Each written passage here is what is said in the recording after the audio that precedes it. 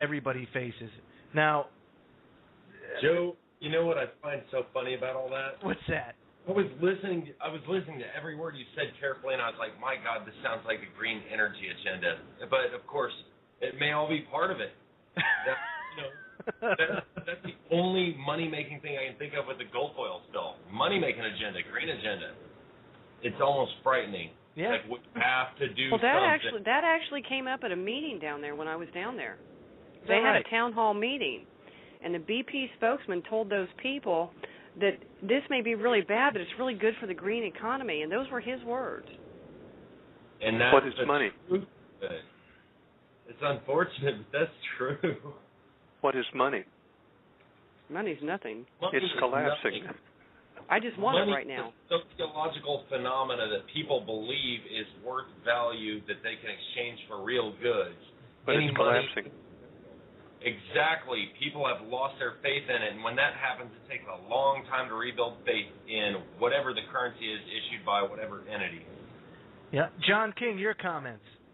Well, I find it quite funny that the government's saying, hey, everything's okay. Come on down. Bring your family. Have a swim in the Gulf. Don't worry about it. Everything's okay. But don't dig. Don't be doing no digging. That's a state park. If you dig, we can throw you in jail. Never mind the dead dolphins washing up on the beach down there. Go ahead. Go for a swim and build a sandcastle. Also, I went shopping yesterday and in a discount store and found some tuna and was felt compelled to look to see where it was from. Luckily, it was caught in Thailand. Oh, Griff, you know about Thailand tuna, don't you? Yes, I do. John, they packed that Thailand fish in Thailand water in that can that you're eating. The sewer water. Delicious. I hope you like ptomaine, John. Oh, yes. Pass the ketchup. And albacore is higher in mercury than the other fish. Oh, than the dolphin? Isn't mercury good for human beings? I think I heard the president say that once. You know, back in the 18th century and even before, quicksilver was a common cure for a lot of things. Well, I haven't had my flu shot since 1992, so I think it'll all balance out. Well, that's good. So, anyway, folks, this next half hour is going to be brought to you by our new network that will be going live here in the next couple of weeks, Revolution Broadcasting. That's where we're going to be moving to, and it's at revolutionbroadcasting.com. You can also get us at ronpaulradio.com. That's right. We have joined forces, and we will be doing whatever we can to get the word out while we still have the opportunity. So that's revolutionbroadcasting.com. Joe? Yes, sir. What is network again? Did I misunderstand you? No, that's it. Revolutionbroadcasting.com. Revolution? Yes, Revolution. You realize you're putting a bullseye on your forehead? I said the magic word. I know, Joe. You sound like an extremist, man. I said the magic word. Let me just say that again. Revolution. I think I would change the name. Negative, sir. I wouldn't. Nope. No, sir. Greg, tell him. I did that especially for Greg. That's why I did that, you know. Well, you know, that's okay. I don't take offense to that, and I know exactly where you're going with that, Griff. But, you know, I've been calling the last 3 weeks for rebellion. And I said rebellion is basically described as just saying no. I'm not going to obey these unconstitutional laws. I'm not going to take this mandate that you've just sent down. No, I'm not going to do it. And if that is level one, I said, then after this election and what happens the first week in November, I said, I am prepared to go up a couple levels. And whatever that might mean to you, I'm just simply going to say that although it is the worst possible scenario, it may be forced on us. I am not telling you to be offensive. Don't go up against an A-10 Warthog with a chain gun. You'll lose. That's right. All you can do is be prepared to defend yourselves, and at the point that it calls for it, something else may have to be initiated. But let's do this in a way that takes common sense first and emotion and reaction as a distant second. What do you think, Riff? About what, Joe? Just about that, about the what we're just talking about, you know? I think I told you. Well, though, but no. think about it. But think about it. I understand what you're saying, but think about it. I mean, I will give you a serious answer on that. Sure. I think there are a lot of fine lines. I certainly know where Greg is coming from, and I applaud you, Greg, for that. You are indeed a brave heart. You are number one on my list, Greg. As a matter of fact, I think so highly of you for the words that you have uttered and the stand that you have taken. There are a lot of fine lines, though. Look what happened to Braveheart. They cut him in 4 pieces and put his head on a bridge, and he was obviously right in his position. So you have to zig and zag and make smoke, as they did in the Navy in World War II, and you have to use street cunning and say certain things, and we have all gone over the line. I've called the president a fascist. How more targeted can I get? But there are ways to do things, and you have to use the same cunning that they use, whoever they are. I'm not sure who the enemy is. It's hard to define the enemy in today's world. Greg, before the evening is over, I would like for you to, before I forget to ask you, I would like you to define the mindset of this generation compared to the mindset of the 1940 generation of people, the World War II people. I don't know that you've ever been asked to do that before. I came from the 1940s, born before the Second World War, and I can see the difference in the reactions, the processing, the mental processing, the values that people today come up with, the actions. You're correct. Would you comment on that? Griff, what you're seeing is not only a complete departure from those who lived through that period, but you're also seeing a very close similarity. It's a dichotomy, and yet it's happening before our eyes. What took place, and I am a student of history, during the 20s and the 30s, the build-up to the great fascist movement of the late 30s, 40s. In its infant stage in the 20s with Mussolini and the 30s with Hitler, what you had was a buildup of 2 things: the extension of domestic military forces, even though they were banned by the Treaty of Versailles.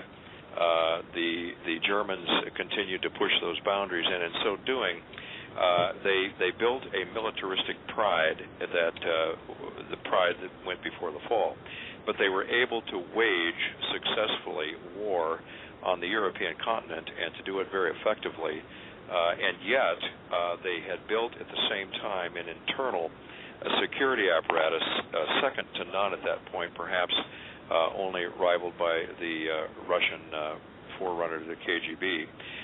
But nonetheless, the result in both cases was, and the same in Japan, but we don't hear so much about that, was that you had a domestic civilian population that was terrified, more terrified by the internal security than they were the outward threat of the allies who they knew to be the enemy.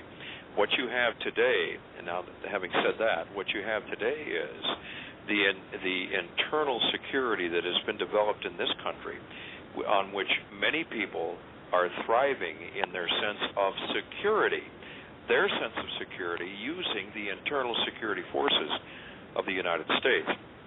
Now that is a dangerous situation, because when you begin to rely on those people for your safety, your security, your well-being, your peace of mind, what is to keep them from controlling you to the point that you will go do and act in any way that you are directed by them, not out of fear like from the SS or the Gestapo, but out of a sense of patriotism, and we're doing this for God and country, as in part anyway being built here. And then you have the final component of this, which is the patriot reaction, the constitutionalist reaction, which says, no, this cannot be. This is an anathema to liberty and to freedom and to personal sovereignty. We cannot allow this to happen. And so the pressure builds under this lid of security, like it is now in the United States, and it's going to erupt. The only hope that I have if this does occur, is that it will be measured, and that it will many on the other side will come and support those who are patriots, much like what happened in Russia when Yeltsin was holed up in the White House, they called it, and the Russian forces declined to go into combat against their own people. I'm hoping that will occur here, unlike what happened in Germany when the security service, the SS Gestapo, went against their people and butchered them by the millions. We have, Griff, an unusual, again, confluence of factors here that will either make us or break us, and it's going to happen very soon. Well, what do you think, Andrew? I know you got a question for Greg. Why don't you shoot? That's right, Greg. You were talking about that earlier when we talked about these recent the in-service training. Yes. You had mentioned, so let me make sure I got this right. You had mentioned that it's kind of like they're trying to weed out the ones that aren't going to go along. Well, that is my personal view of it, based on some discussions I have had. Very few. I'll not try and paint a broad brush picture here.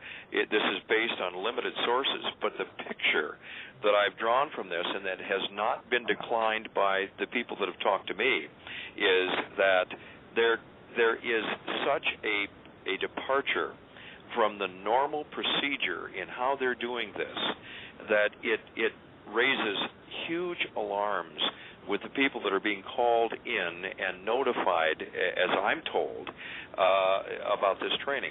Why would they do it in the way they're doing it? Number one. Why would they go to a far-flung area of the country instead of the academies that are used by the FBI, the marshals, and so forth, to do it at their home turf? Number three, why the surrender of the weapons? That makes no sense to anyone. That has never been done. It's precedent-setting. It would have been, when I was a state trooper, if they asked me to come back to the academy for training and they told me to surrender my weapon at the door, I'd have said, "You're crazy," and I'd have gotten in my car and left. There's something at work here, even though we can't put our hands up. We don't have the components. We can't take anything out of it. But I have said to them, be just like you would if you were working a dangerous case. Don't let your guard down. Don't go in unarmed mentally, physically, or any other way, and find out all that you can and protect yourself legally. If you refuse and they want to say, well, then you're insubordinate and you're fired. I wish I had more of the components. I don't. I don't know that those men that talk to me do either at this point. Well, Greg, I asked the question because I am not all the way out, but I'm almost finished with almost 12 years in the U.S. Army now. Okay. And I know so many people have been onto this for as long as I have, or close enough to it, that I can see they're doing exactly what in my own opinion, they're doing what you said. They're trying to find the people that are really keeping an eye on things and trying to do what they can with them. I just tend to get the feeling there's just way too many good people left. I like to think so anyway. Well, here's what sure. I think you might be right about that, but here is what it leads me to believe that those who have been quietly discussing this behind the scenes, whether it's military officers, enlisted men, state police, sheriff's deputies, local police, it doesn't matter. The word is out there. They are talking heavily about this increasing anxiety that everybody has about what is going on here, what is going to happen, could it get any worse, what are we going to be called on to do, am I going to be ordered to do something that is illegal or unconstitutional, what will my response be, how will I be treated, and on the questions go, and because I've been asked those questions by some of these men from various agencies, and I said, you must always err in the direction of the Constitution and the people of this nation. If you do anything else, you will not only lose in the short term, but you will lose in the long term if the judicial system survives uncorrupted and you are brought in on charges for having violated the Constitution and the rights of the people. You will be held accountable for that. And so the more we get that out there, the more it's discussed, and it is being discussed, the more then it's incumbent on these people that are in the system, that are on the evil side, I will say, that they must marginalize, identify, and take out, however you want to phrase that, the people that are the most dangerous, quote, close quote, to them in the event that